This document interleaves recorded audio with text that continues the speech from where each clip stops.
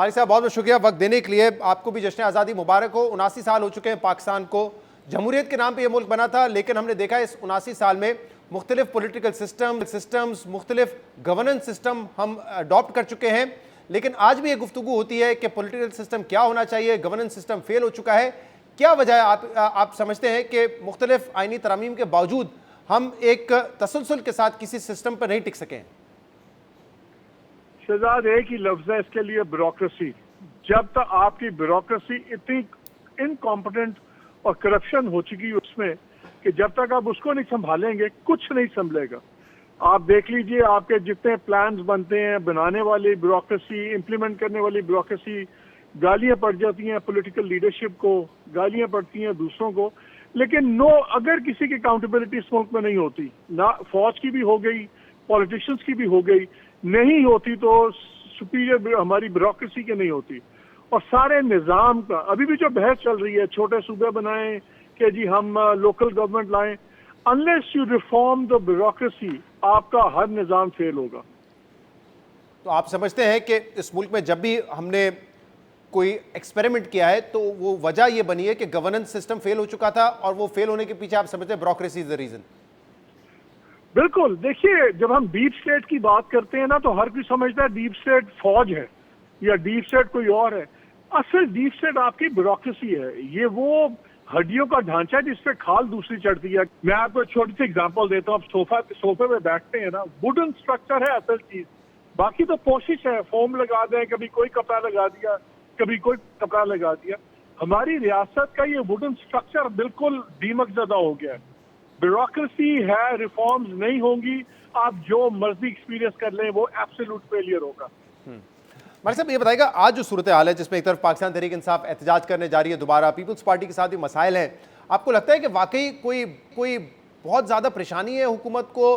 क्योंकि हमें तो ये सुनने में मिलता है कि कोई ऐसा नहीं कि गवर्नमेंट फ्रेजाइल है, और ऐसा लगता है कि जो वक्त है वो भी मुकम्मल करेंगे। तो ये जो एहतजाज पीपल्स पार्टी के खिलाफ, ये आपको लग रहा है कि कोई संगीन मसाइल पैदा कर सकता है?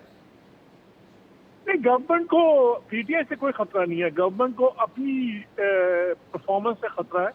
इकोनॉमी को वो नहीं संभाल पा रहे, दूसरी चीजें नहीं कर पा रहे, इनको खतरा अपने से है। फ्रैंकली पीटीआई इस वक्त सीरियस थ्रेट नहीं है। ना वो सड़कें गर्म कर पा रही है, ना पे एक्सटर्नल प्रेशर है गवर्नमेंट के ऊपर। इस वक्त गवर्नमेंट पे प्रेशर इकोनॉमी का है, अपनी शॉर्टकमिंग्स का, अपने लैप्सेस का है। इसलिए आप देखते हैं इस पे एक एरोगेंस ऑफ पावर भी है, जिसमें वो बिल्कुल लिफ्ट नहीं कराते। और दूसरी बात है, इनकी तो लॉटरी निकली हुई है, इन्होंने आउटसोर्स कर दिया हुआ है पीटीआई का मामला।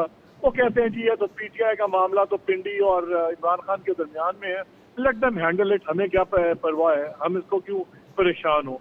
इनका सबसे बड़ा इशू इकोनॉमिक जो हालात है वो है, महंगाई है, एनर्जी का क्राइसिस है। तो अपने बोझ में नीचे आएंगे तो आएंगे। Frankly right now I don't see PTI as a threat.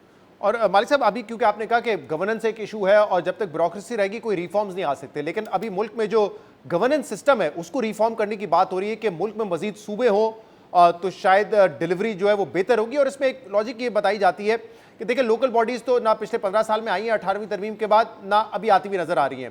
Provincial autonomy एक ऐसा कॉन्सेप्ट है जिसको सियासी जमातें और अवाम एक्सेप्ट कर चुके हैं, यानी कि फेडरल से प्रोविंसेस तक मुंतकिल होना इख्तियारात और वसाइल का। तो क्यों ना मजीद सूबे बना दिए जाएं ताकि ये प्रोविंशियल ऑटोनॉमी जो है ये मजीद सूबों में बटे और वो डायरेक्ट अवाम को जो है उनकी गवर्नेंस बेहतर करने में काम आए। देखें शहजाद, जो आप बात कर रहे हैं, इम्प्लीमेंट किसने करना है, एग्जीक्यूट किसने करना है, वो स्टेट मशीनरी ने करना है। जब तक स्टेट मशीनरी की कैपेसिटी आप नहीं करेंगे, अकाउंटेबिलिटी नहीं करेंगे, आप मुझे बताएं कौन से सीनियर ब्यूरोक्रेट्स केपीआईज के ऊपर या परफॉर्मेंस पे प्रमोट होते हैं, या लॉयल्टी पे परफॉर्म वो कर रहे हैं, या वो ताल्लुकात की बेसिस पे हैं। किसी की आपने अकाउंटेबिलिटी सुनी है? कभी तक आपने सुना है कि somebody got fired बिकॉज वो इनकॉम्पिटेंट था? कभी सुना है कि somebody got fired कि जी वो करप्ट थे? कुछ नहीं होता। एक क्राफ्ट है, मशीनरी रियासत की अफसरशाही है, आप ब्यूरोक्रेसी को जो मर्जी कह लीजिए, इम्प्लीमेंट उन्होंने करना है। हमारा हर जबरदस्त से जबरदस्त प्लान मारा जाता है एग्जीक्यूशन में।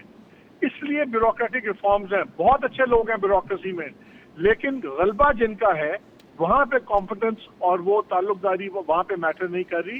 ये जब तक आप ठीक नहीं करेंगे, आप जो मर्जी कर लें, आप मार्शल लॉ भी लगा लें, मार्शल लॉ नहीं चलेगा।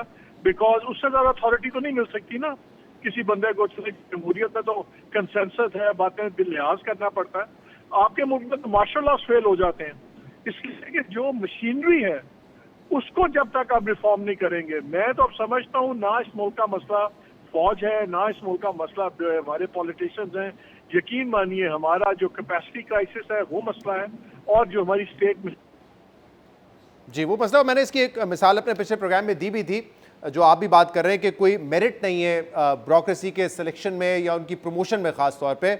उसकी मिसाल मैंने ये दी थी कि फ़ौज का इदारा भी अगर हम देखें तो एक पिरामिड बनता है कि बहुत सारे अफसर जो है वो ऑब्वियसली भर्ती होते हैं, बट आहिस्ता आहिस्ता जैसे जैसे साल गुजरते जाते हैं कुछ लोग उसमें से रिटायर हो जाते हैं और कुछ लोग जो है वो प्रमोट होकर सीनियर रैंक्स पे चले जाते हैं, तो एक पिरामिड बन जाता है, ऊपर पहुंचते हैं बहुत कम लोग। लेकिन जो हमारी ब्यूरोक्रेसी है वो तो एक स्ट्रेट रेक्टेंगल में है ना, कि जितने लोग भर्ती होते हैं वो ऊपर जाते रहते हैं, चाहे वो परफॉर्म करें ना करें, काम पे जाए या ना जाए, लेकिन एक ना एक दिन उनके ग्रेड में उनको तरक्की मिलती है और ऊपर पहुंच जाते हैं। तो ये वाकई एक इशू है कि ब्यूरोक्रेसी में कोई मेरिट का सिस्टम यहाँ पर नहीं हो। जब तक मेरिट नहीं होगी, अकाउंटेबिलिटी नहीं होगी, कैसे कोई इदारा जो है वो फाल होगा और परफॉर्म कर सकता है।